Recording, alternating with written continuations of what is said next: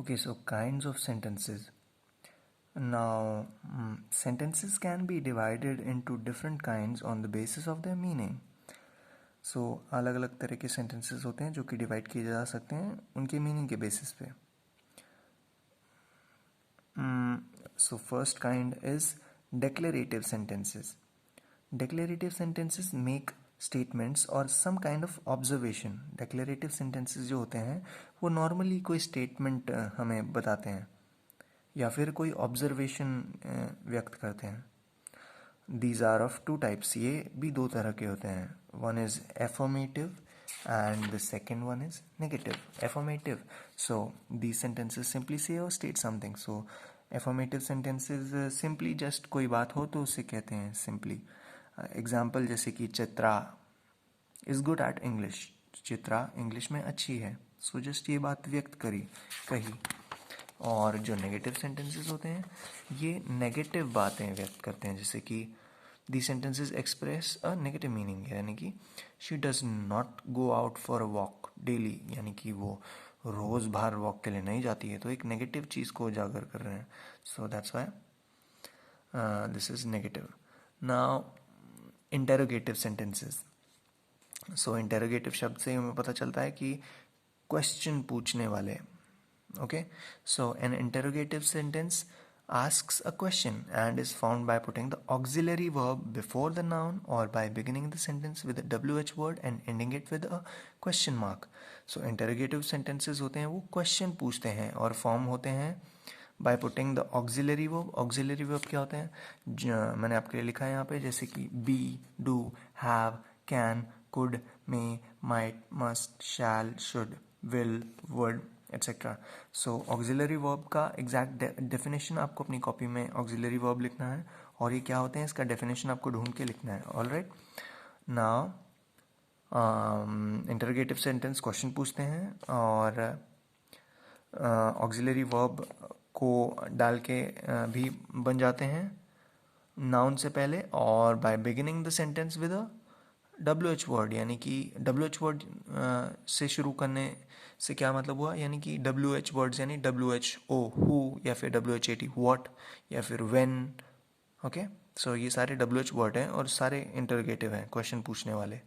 Okay, और ending में अगर क्वेश्चन मार्क लगता है तो वो भी इंटरोगेटिव के ही फॉर्म में आते हैं. So example, what kind of stories do you like. So question पूछने वाला वर्ड हुआ, सेंटेंस हुआ. Alright, next type of sentence is imperative sentences. Imperative sentences express requests, commands, advices और suggestions. So imperative sentences जो होते हैं वो express करते हैं, व्यक्त करते हैं क्या, कोई request या फिर कोई command या फिर कोई advice देना किसी को या फिर कोई suggestion देना किसी को. Imperative sentences वो होते हैं. In such sentences the subject is invariably the second person pronoun you, which is generally implied. Alright, don't get confused by that. Right now just check out the example. Please close the door. So please close the door ये एक request है ना. So जैसे कि imperative में कहा था, they express request, commands, advices और suggestions. So examples, please close the door, request है ये, you please close the door. और second हो गया do work hard. So ये एक advice है, यू डू वर्क हार्ड. सो कोई भी चीज़ जो रिक्वेस्ट से रिलेटेड हो, कोई भी सेंटेंस या कमांड्स या एडवाइसेस या सजेशंस से रिलेटेड, सो वो इम्पेरेटिव सेंटेंसेस की कैटेगरी में आएगा. और then we have exclamatory sentences. So such sentences express sudden emotion like surprise, delight, disgust and grief. And exclamatory sentence ends with an exclamation mark. Okay, so exclamatory sentences वो होते हैं जो अचानक से कोई एक फीलिंग व्यक्त करते हैं, जैसे कोई भाव, फॉर एग्जांपल कोई इमोशन आए सडन, खुश होना या सरप्राइज होना या फिर डिलाइटेड हो जाना, बहुत ही खुश हो जाना, और डिस्गस्ट हो जाना मतलब बुरा फील करना या फिर एग्जॉस्टेड फील करना, एंड ग्रीफ सैड फील करना.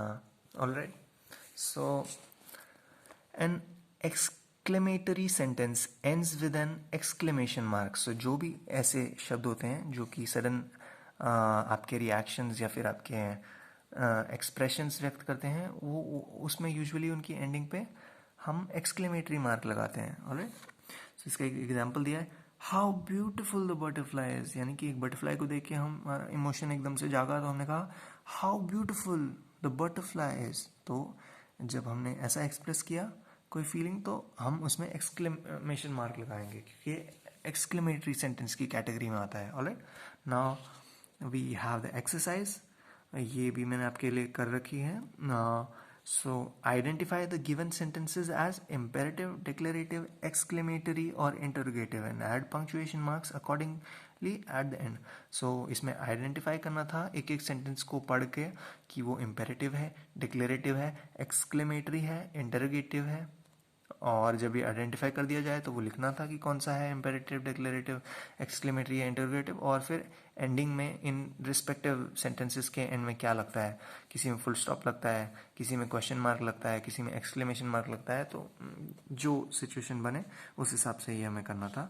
सो मैंने ऑलरेडी आपके लिए करके रखा है, बट आई थिंक सो अगर आपको ये सारी बातें समझ में आई तो you can do it on your own. Okay, so now we have phrase. A phrase is made up of a group of words that makes partial sense but not complete sense. It does not have a subject and a predicate. So phrase क्या होता है? एक ऐसा समूह शब्दों का जो कि आधा सेंस बनाता है, पार्शियल सेंस बनाता है, पूरा सेंस नहीं बनाता है, not complete sense. It does not have a subject and a predicate, उसका कोई सब्जेक्ट या प्रेडिकेट नहीं होता है। Okay, now example, her brother is a gentleman. So इसमें जो हर ब्रदर हो गया, अगर उसको इंडिविजुअली देखा जाए तो वो भी एक फ्रेज हो गया, और जेंटलमैन वो भी एक अलग से देखा जाए तो फ्रेज हो गया। एक साथ इन सब को देखा जा रहा है तो एक सेंटेंस बना रहा है। Now in the given example, the two groups of words her brother and a gentleman are phrases. Though they convey some meaning, they do not make complete sense by themselves. ये हम already discuss कर लिया हमने, वही जो मैंने बोला आपको. So here are some more examples of phrases. To the library, very fast, so cute, of wealth. So phrases के कुछ और इन्होंने examples दे दिए हैं जो कि complete sense नहीं बना रहे हैं, partial sense बनाते हैं. Features. Phrases do not have a subject or a predicate. Phrases के पास subject और predicate दोनों नहीं होता है, क्योंकि वो complete sentence नहीं होते हैं ना, partial होते हैं. So phrases cannot stand by themselves. Phrases अपने आप stand नहीं कर सकते हैं. They mean to say that complete sense के लिए हमें sentence बनाना पड़ता है. Phrase के बाद बनता है clause और phrase जब मिल जाते हैं या फिर जो कंप्लीट सेंस बनाने वाले शब्द होते हैं, वर्ड्स होते हैं, वो सेंटेंसेस बनाते हैं. So phrase do not make complete sense अकेले में. Okay, now kinds of phrases. Different types of phrases. There are commonly 3 types of phrases. 3 type के फ्रेजेस होते हैं. सबसे पहला, noun phrase. A noun phrase is one that acts as a noun in a sentence. Okay, noun phrase वो phrase होता है जो कि नाउन की तरह एक्ट करता है सेंटेंस में. So example, he expected to reach home early. Right, if we ask what did he expect, the answer we get is to reach home early. This group of words acts as a noun. It does not have a finite verb. Finite verb का meaning क्या हुआ?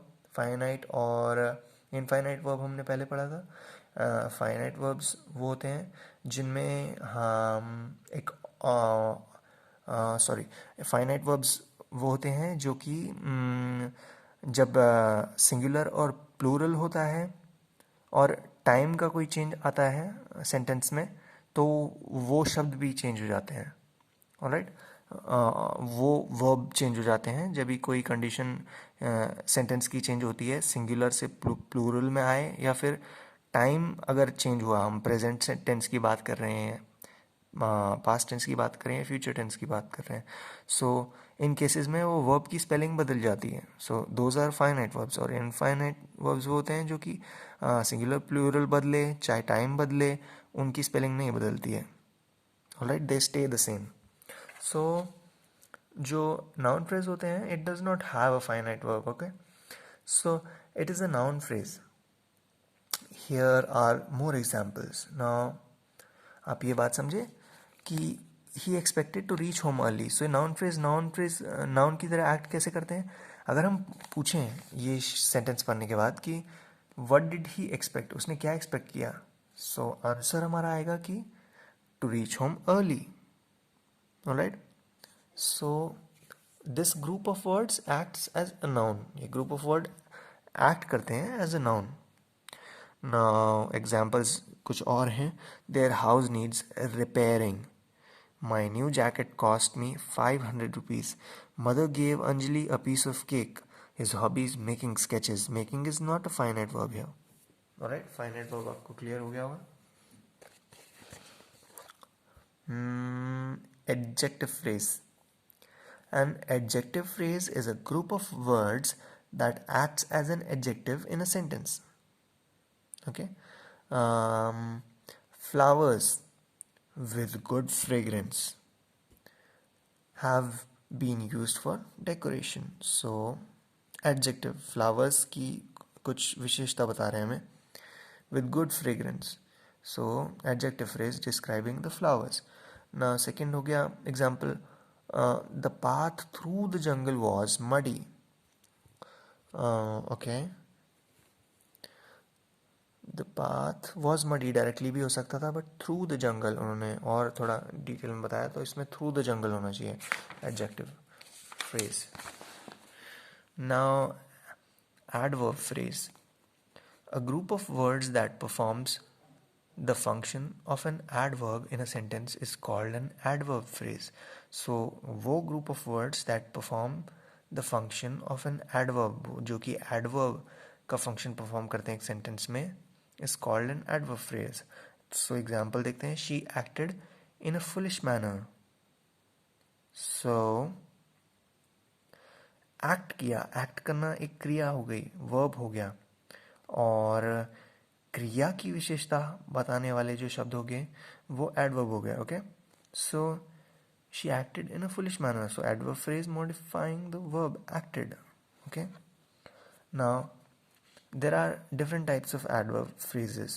So adverb phrases of manner tell us how the action is done.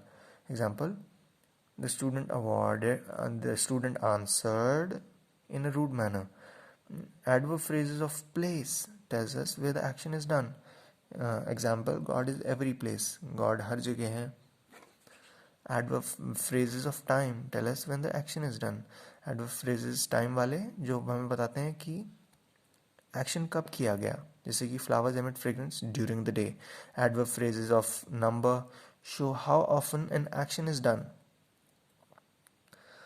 As example, watch once again, a bit more carefully. Adverb phrases of degree show how much or to what extent a thing is done. As example, he was very tired.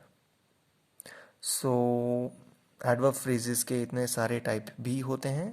Although जो कि आप देख के simply definition पढ़ के आप ये समझ सकते हैं. एडवर्ब फ्रेजेस ऑफ मैनर जो कि हमें बताते हैं हाउ, किस तरह से एक्शन किया गया. Adverb phrases of place tell us where the action is done, कि कहाँ पे ये एक्शन किया गया. Adverb phrases of time tell us कि कब ये एक्शन किया गया. Adverb phrases of number show how often an action is done, कितनी बार वो एक्शन किया गया. Adverb phrases of degree show how much और to what extent a thing is done, कि किस एक्सटेंट तक वो चीज़ की गई. ओके, सो बट हमारी एक्सरसाइज में हमें इन टाइप्स से डील नहीं करना है. हमें डायरेक्टली जस्ट ये डिफ्रेंशिएट करना है कि circle the phrases in the following sentences and identify whether they are adjective, adverb और नाउन फ्रेजेस. ऑलराइट, सो ये तो और आगे की टाइप्स थे. इस पे बेस्ड नहीं एक्सरसाइज, सिर्फ डायरेक्टली हमें बस आइडेंटिफाई करना है कि नाउन फ्रेज है, एडजेक्टिव फ्रेज है या एडवर्ब फ्रेज है. ऑलराइट, सो ये मैंने आपके लिए कर रखा है. आप लोगों को मिस्टेक स्पॉट करनी है अगर आपको मिले तो। राइट, सो फर्स्ट एक बार पढ़ लेते हैं हम। The books on this shelf still need to be dusted. So the books और दिस शेल्फ मैंने मार्क किया है और इसे मैंने कहा है नाउन फ्रेज। ओके, आप क्रॉस चेक करके देख सकते हैं कि कुछ गलत है कि नहीं। एक बार फिर से इनकी डेफिनेशंस पढ़ के कि नाउन फ्रेज कौन कौन से होते हैं, एग्जांपल्स देख के आप क्रॉस चेक कर सकते हैं। एडजेक्टिव में क्या था, किस चीज़ की विशेषता बताई जा रही थी। एडवर्ब में वर्ब की विशेषता बताई जा रही थी। तो आप ऐसे आइडेंटिफाई करके खुद सोच के आप क्रॉस चेक कीजिए। ऑलराइट, डायरेक्टली कॉपी मत कीजिए। Noun phrase, adverb phrase, adjective phrase. Alright,